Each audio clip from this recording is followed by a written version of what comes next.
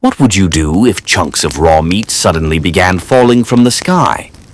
In March 1876, that's exactly what happened to a small town in Kentucky. And nearly 150 years later, no one can say for sure why. It was a quiet, sunny afternoon in Bath County, Kentucky. The date, March 3rd, 1876. Mrs. Allen Crouch was outside her farmhouse, washing clothes as the wind rustled gently through the trees. The air smelled faintly of spring, damp earth and grass, the soft scent of rain far away. Then, without warning, she heard a wet thud, then another, and another. When she looked up, she froze in disbelief.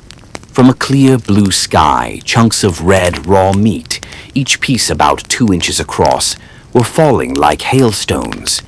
For several minutes the strange shower continued, splattering the ground, the fence posts, even the roof of her house.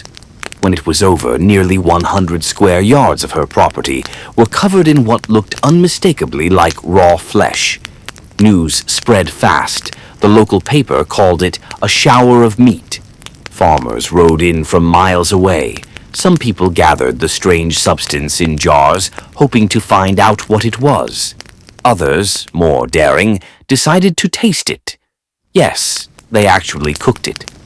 One man, named Leopold Brandeis, described the taste as something like mutton or venison, though he admitted the texture was odd, fibrous, almost like lung tissue. Another man swore it was beef. Yet another claimed it was horse meat.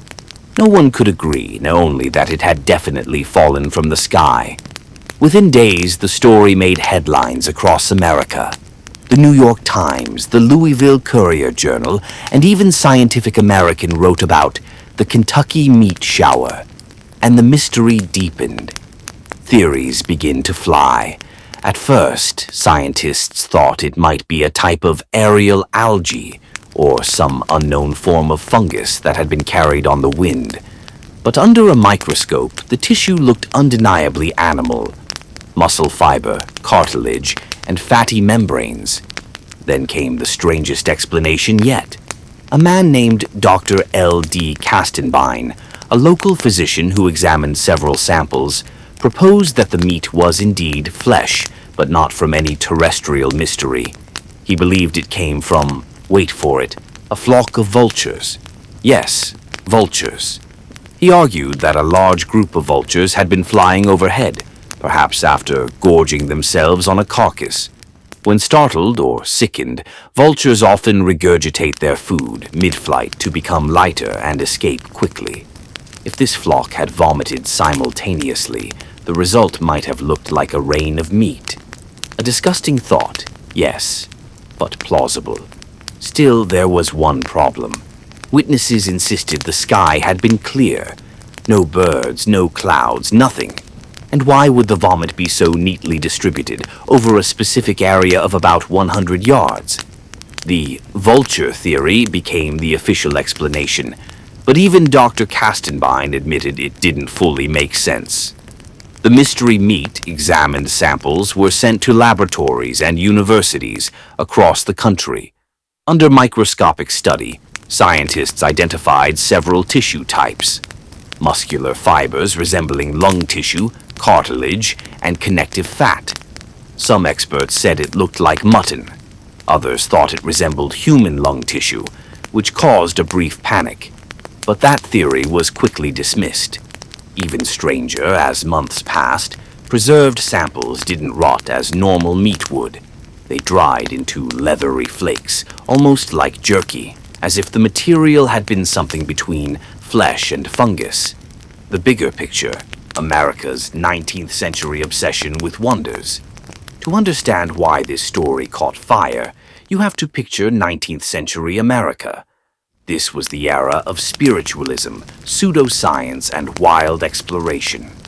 People believed in spontaneous human combustion, ghosts caught on camera, and rains of blood, frogs, and stones, all supposedly from heaven. So when word came that it had rained meat in Kentucky, people were thrilled. It seemed like proof that the world still had mysteries left. Newspapers couldn't get enough. Some claimed it was a warning from God. Others said it was alien life. A preacher from Lexington even used it in a sermon about the plagues of Egypt. And then, as quickly as it had begun, it was forgotten. The meat was eaten, buried, or dried into dust.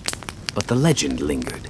What modern science says: in the decades since, the Kentucky meat shower has remained one of the strangest meteorological mysteries ever recorded. Modern biologists revisited the reports in the late 20th century and found that Dr. Castenbein's theory, the vulture regurgitation event, still holds the most weight. Turkey vultures, in particular, are known to vomit en masse when frightened. Their digestive tracts contain half-digested muscle tissue and membrane, just like the material found in Bath County. And March, interestingly, is a migration month for vultures in Kentucky.